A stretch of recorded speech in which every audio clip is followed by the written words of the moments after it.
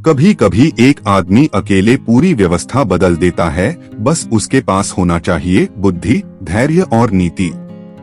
चाणक्य की एक नीति आज भी जीवन को दिशा देती है। दुश्मन को कमजोर समझकर कभी भी शांत मत बैठो और राजा को कभी इतना बल मत दो कि वो नीति को ही कुचल दे।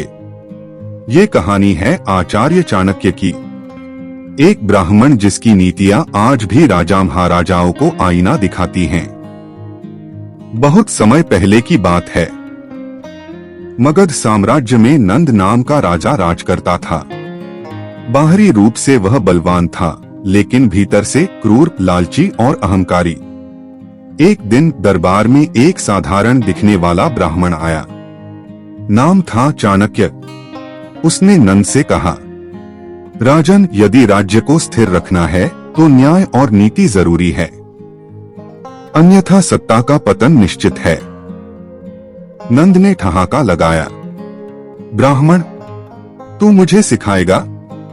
जा, वापस लौट जा अपने आश्रम। और उसने चाणक्य को अपमानित कर दरबार से निकलवा दिया। चाणक्य बाहर आया। उसकी आंखों में आंसू नहीं थे, पर एक अग्नि जल रही थी।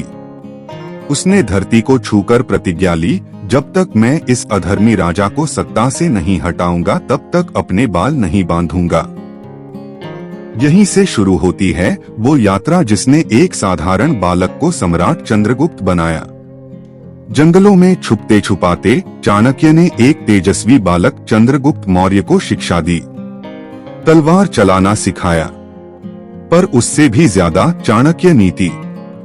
चंद्रगुप्त ने एक दिन पूछा, गुरुदेव, युद्ध में जीत ताकत से होती है या बुद्धि से? चाणक्य बोले, बेटा, तलवार शरीर को हराती है, नीति साम्राज्य बनाती है। अगर राजा नीति पर चले तो प्रजा उसे ईश्वर मानती है। वर्षों की मेहनत के बाद चंद्रगुप्त ने मगध पर चढ़ाई की। नंद को पराजित किया गया। दरबार में वही चाणक्य खड़ा था जिसके बाल खुले थे। अब उसने बाल बांधे और बोला, जहां नीति होती है वहीं सच्चा शासन होता है। और अब से भारत को मिलेगा एक नीतिवान सम्राट।